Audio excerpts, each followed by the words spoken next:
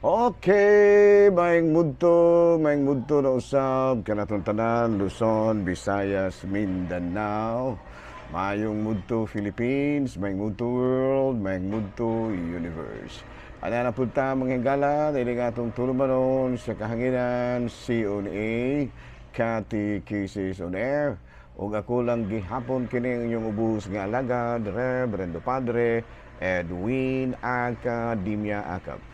Abino adlaw na usab karon nga unsa matarong adlaw mahigala pizza 14 na kini mahigala sa bulan sa Mayo. O bispiras na gyud mahigala sa Ayungon. Uy, kumusta na ako mga kanhi parokyano din sa Ayungon. Kumusta na no?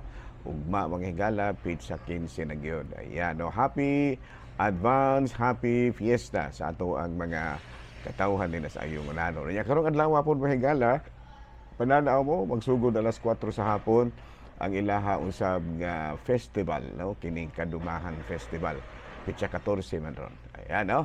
Hala no may gunto na kanatong tanan ako di ko kantong igala kay daghang kay kong schedule kay kini ko manhuyod daghang kayo pong nagbaton og patron nga San Isidro. So wala nga mangwan lang ko mugrit na lang ko og happy fiesta sa ako nga kanhi parokya dinha sa Ayungon. Ayan no. So maglipay-lipay lang tamo din ha, no? Happy fiesta gyud kaninyong tanan din ha. Okay, no? Padayon ta sa ato ang mga buhaton. Labi no, arita mga higala sa ato ang CBCP News, Balitang Simbahano ni ining kamuntuhon.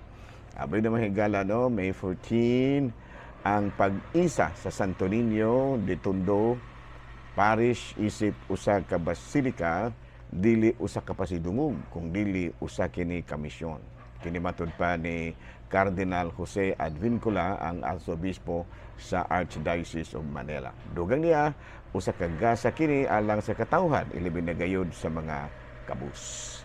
Balita mga higala gikan sa Vatican, in the various situations of life no one should be left alone. No, mao kana ang gitudlo usab ni Pope Leo ngadto sa mga caregivers, no?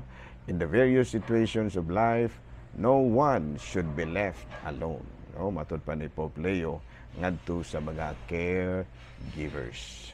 Okay, no? So mo kadto mahigala mga balitang simbahano ni ining kamudtuhon ug padayon kita sa ato ang mga pagpangalagat. Bino arita mahigala sa ato ang Saint of the Day. Bueno nga atong Saint of the Day karon May 14 mao si San Matias, no? Saint Matthias, no? Sa buhat sa mga apostoles, kapitulo 1, versikulo 15 to 16, the apostles decided that Judas Iscariot be replaced. So they drew lots between Joseph Barsabas and Matthias, and of course Matthias was chosen, no? So sa diha nga namatay na si Judas Iscariote, medyo gusto na nilang ilisan sa mga apostoles. Unya nagkuan sila, nagrapol sila muna nga ang napili nila mao si San Jose, Joseph Barsabas ug si Matthias. Unya napilian nga si Matthias gyud, si Matthias gyud mao nahimo nga puli kang Judas Iscariote. Okay. Bino ari na ta mahigala sa ato nga catechism. No, atong catechism karon mahigala matud pa diri sa ato ang kuan matud pa diri, what evidence is there to prove that the Catholic Church was founded by Jesus? Unsa man gyud ang mga ebidensya nga magpamatuod nga ang Katolikong simbahan mao gyud ang simbahan nga gitukod ni Kristo. Abi no, there are so many evidences. Unya matud pa, first evidence is scriptural, no? Scriptural, no? Scriptural evidence. Atong mabasa sa Mateo kapitulo 16, versikulo 18 sa 19, kini nagkanayon. Si Jesus miingon kang San Pedro, Pedro, you are Peter, and upon this rock I will build my church. Ano? Ato pamatod pa niingon sa Simon, ikaw niingon kang San Pedro, Pedro, ikaw bato og ibabaw ni ining bato tukuron ko ang akong simbahan. Giingnan niya si San Pedro. Kasi niingon ni ana si Jesus mismo, giingnan niya, Pedro, ikaw bato, no? Ikaw bato. Dili bato de la Rosa, no?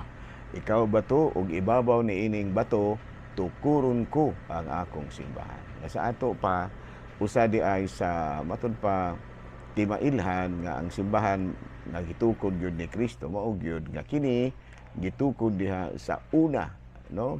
Diha sa gitawag nato gitukod kini diha kang Pedro. Sa ato pa diha gyud si Pedro sa pagtukod niini gani siya maoy giingnan ni Kristo.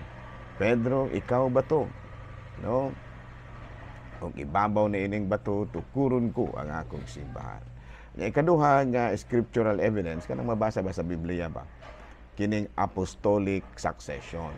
Apostolic succession. Kung atong basahon sa Mateo Kapitulo 28, versikulo 19 sa 20, miingon si Kristo, panglakaw kamo sa tibuok kalibutan, ug himua sila nga akong mga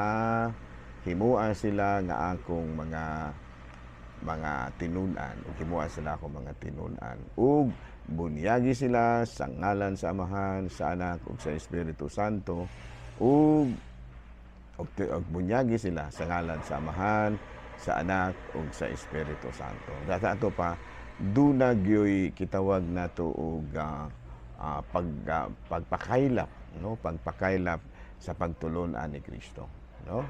Kasi may ang gisugo ang mga apostoles. And then, of course, the third scriptural evidence mao ang establishment of the sacrament. No, ato kanang mabasa sa Lucas 22:19 hangtod sa 20. Sadang miingon si Kristo, kini mao ang gikuha niya ang pan, gipikas, gihatag niya ngadto sa mga tinunan, kini mao nga akong lawas. No? Kini mao akong lawas nga gihatag alang kaninyo. Panaon kamo nga tanan gikan niini, no? Ug buhatan ninyo hinumdumi kini aron paghandom kanako. Sa ato pa ang mga sakramento na tukod si Kristo gyud mismo mao'y mitukod niini. No, sa Lucas Kapitulo 22 versikulo 19 sa 20 mao kini ang gihimo ni Kristo nga iyahang gitukod ang simbahan. Ang simbahan. Unya, doon na po yung mga historical evidence. Gawas sa scriptural evidence, doon na pagilaing ebidensya. Kining gitawag og historical evidence, kining gitawag og apostolic succession, no? Primero, si Kristo mao gyud ang nagkuan, no? Kini bang si Kristo yang gipili gyud, no? Ang si San Pedro, no? Pedro, ikaw bato, ug ibabaw na ining bato tukuron ko ang akong simbahan. Ug didto magsugod nga gipasapasa na, no? Gipasapasa na ang kining pag-atiman sa simbahan, no? Nya matud palagi ni kuan kining maong apostolic succession mihangtod kini hangtod sa nilangbas kini hangtod sa daghan katawigan hangtod nga niabot karon kag Pope kang kining ang unang Santo Papa ug karon niabot ni Pope Leo XIV, no? Ang ika 267 ba o 268 nga kuan nga Santo Papa. No, mo gitawag na to apostolic succession. Muna mga historical evidence. Unya kini pong ikaduha nga historical evidence mao kining early church fathers, no? Sa pa ang mao nga mga pagtulon-an ni Kristo padayong gitudlo sa mga church fathers, no? Usa na ni ana mao kini si San Ignacio sa Antioquia, no? San Ignacio sa Antioquia. Unya matud palagi ang another historical evidence mao kining kahiusahan ug kapadayunan sa simbahan, no? Gikan sa 1st century hangtod karon sa dihang gitukod ni Kristo ang simbahan panahon nila ni San Pedro hangtod karon buhi ra gyud gihapon, no? Katungod kay nagpadayon man ang mga Kristohanon sa pagpakaylap niini. Nagsukad gikan ni Kristo paingon sa mga apostoles ug hangtod panudlo usab sa mga sakramento. Ana, no? So bida nga karong mga panahon no, dunay daghan nga moingon nga matud palagi sula mao gitukod ni Kristo. dili naman ta maglalis ana, no? Kay ngano ato man ang lalisan ngano man unsa man joy buot imong ipasabot nga man mukuan gyud ka, makiglalis pa man gyud ka. Mao man kay inyo ha, di padayon ta mo anang inyo ha, dili ra ta maglalis. Ngano man tungod kay di man gyud gihapon ta magdaog. Klaro, kami mo angkon man gyud pod mi, no, nga kami gyud ang simbahan nga gitukod ni Kristo. Unya gani ang apostolic succession hangtod karon naa gihapon ang sumusunod ni Kristo, no? Ang sumusunod sa mga santo papa padayon gyud nga anaara, no?